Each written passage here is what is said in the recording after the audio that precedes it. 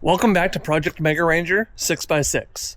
In the last one, if you missed it, we mounted the rear axle and finished off the frame extension. Today, we're building the frame standoffs and building the frame of the flatbed.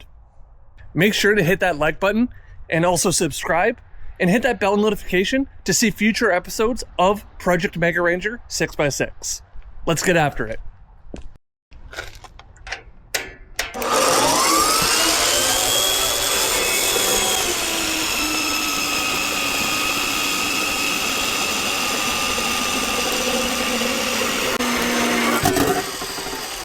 Well, sometimes things don't go as planned, and unfortunately, I'm gonna have to figure out another way of cutting all of my material. We've got about a half dozen to a dozen more cuts, and this is not what you want to see. We weren't even done this cut, and if you can see it, we snapped our blade. And that's our only one at the moment. It's a brand new tool that I've never used before, that I just got for this project. And I didn't think I would need a second blade. I was sorely mistaken. So now hindsight is 2020, and we're gonna have to resort to trying to find some grinding discs to cut my material, or some Sawzall blades to cut the material. And then have to make sure they're nice and square cuts with a grinding disc after the fact. So that's not the best, but we gotta work with what we got. All right, a little bit happened off screen. Since we broke the one blade on our tool, we had to resort to using the Sawzall. Luckily, I had plenty of blades to use. That just worked out. We are ready to weld. So we've got all our standoffs cut. We've got the bottom plates also cut and ready to go with the holes drilled. We also have our main runner that's going to go front to back.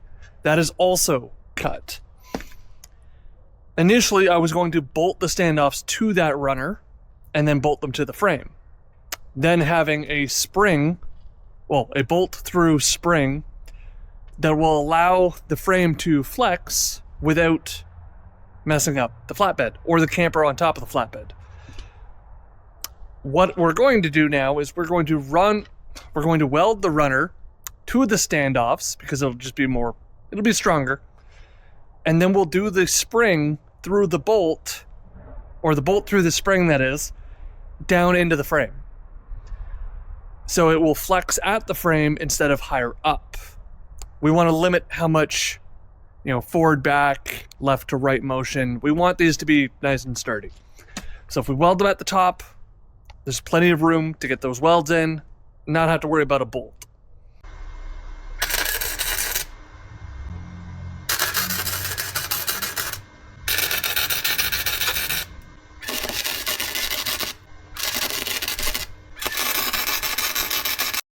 All right, now that those are all tacked together, we're gonna pull off those standoffs, put them on the ground so we can really put some heat to them and really get some nice beads in there, because we want these to be as strong as possible. Now, whenever you're welding on a vehicle, make sure you disconnect the battery. Do that. Also, if you have an aftermarket radio, it's good to disconnect that too. Not sure why, it might just be the one that I have, but whenever I weld on the truck and I don't, I have to pull the fuse, plug it back in, and then it works. Don't know. But I digress. We're going to jump into welding these guys fully, getting that runner welded in as well. And then this flatbed is starting to take shape.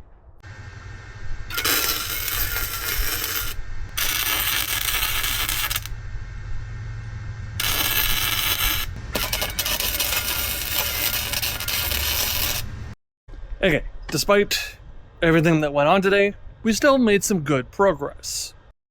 So we've got the standoffs and the runners just tacked in at the moment. It is looking pretty good.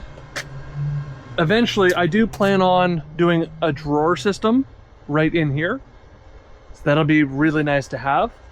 That's kind of why we also changed up the design from the previous flatbed we built. Now we got these nice flat surfaces here, so we can mount those heavy-duty drawer slides and make a drawer out of it. That is looking pretty good, folks. Okay, the runners and the frame standoffs are 99% welded. We keep popping the breaker, so we're gonna just call it quits for today. We're going to cut all our metal, and I will not torture you with that incredibly slow process right now, because I'm just using a Sawzall. And then we will be back at this tomorrow. We are back at it. It's another morning. We're gonna finish up the welding on this guy, and we got a new blade for the portable bandsaw, so that will make cutting the tail end pieces for the flatbed a whole lot easier. So we're gonna jump right into it. We're gonna get all these cuts done and finish up the welding that we need to do. Yesterday, off camera, after I turned it off, we cut all the steel that we need to length. We have a whole bunch of extra, so that'll be for the tail piece. And let's start turning this, not a flatbed, into a flatbed.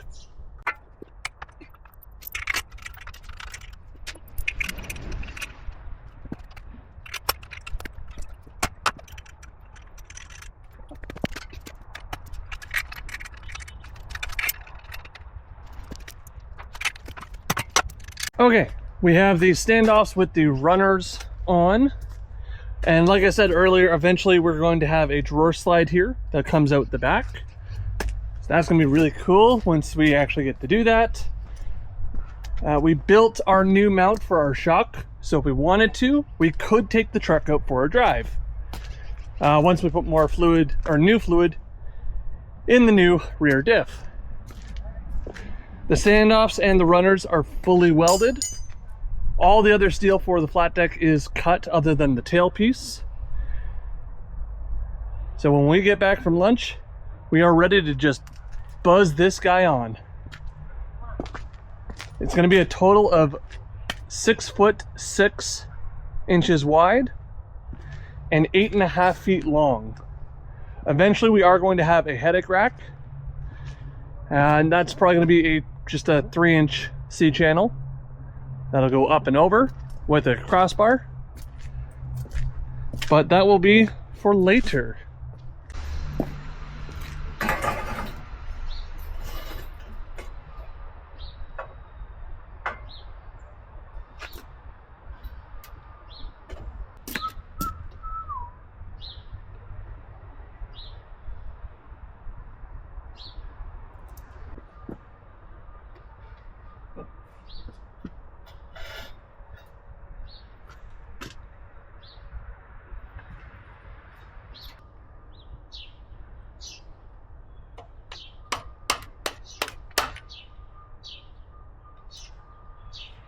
So what you saw me doing there was figuring out where the bed is going to sit in relation to left and right, and getting our back piece the same as our front. At least I hope it's the same as the front, but I digress. We're going to be doing a few other things as well to make sure that it is. And then once those are kind of in their place, we'll get these tacked in and start to figure out where everything else is going to go.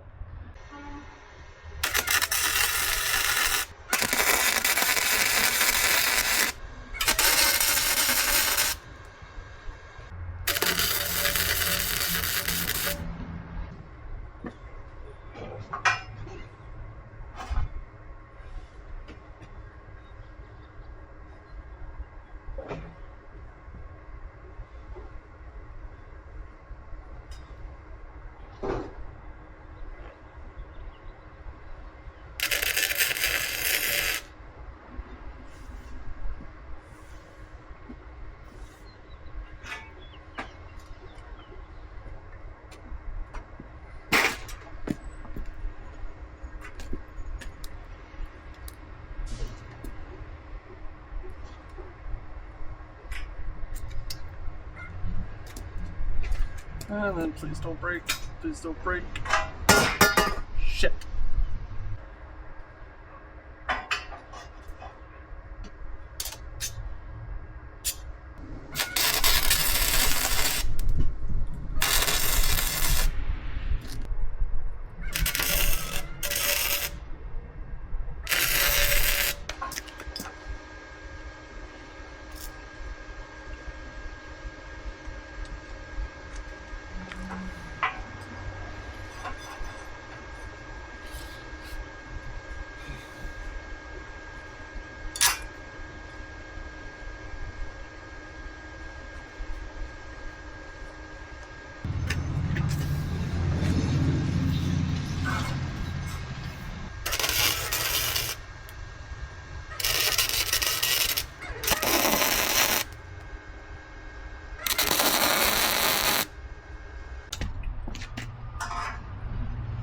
Okay, that's where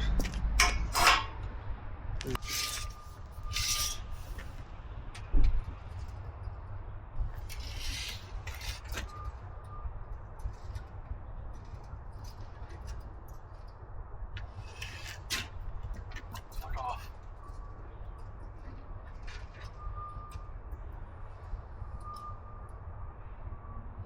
So we have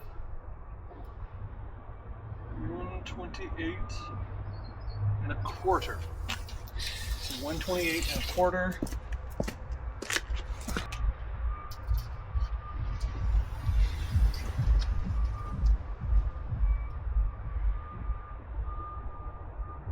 $128 and a half. That is so close. Okay, so as you just saw me do right there, was I was making sure the bed was nice and square. We already made sure it was good left to right, and right to left, and obviously forward and back. But we had to make sure that it was going to turn out square. And now that it's sitting on the truck, holy crap. It's a flatbed, that's for sure. It's pretty big. So this guy sits a whopping 5 inches out from either side of the truck. That is so very much space there, and that's perfect. That's what we want for the camper that we're going to build on this.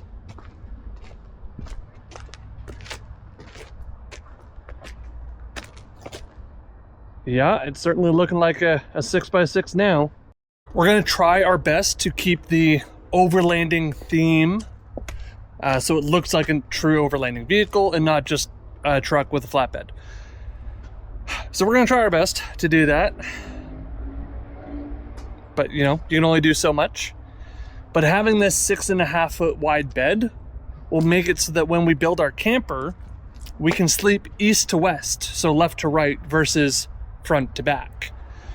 That way, when we have the camper built, our dinette can be our sleeping area, left to right, and then we have standing space, and then a kitchenette at the rear. So I'm pretty happy with this now. I think what we're going to do is we're going to get all the other pieces in, get them tacked in as well, and start making this permanent. Okay, we've done a little bit more. So we have all of our crossbars tacked in, and you can see a little bit has changed. We decided to do a double dovetail. More or less, it was looking kind of flat in the rear, and I was liking that. So we decided to get some geometry in there. Change it up a little bit, make it look a little bit nicer. So that's a little bit of an update for now.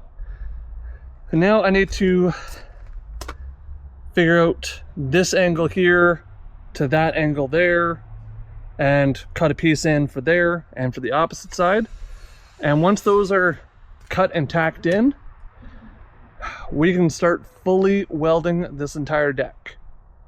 And then I can start focusing on the wiring. We're taking a break from welding so we don't overload the circuit, but we have our dovetail about 90% welded in.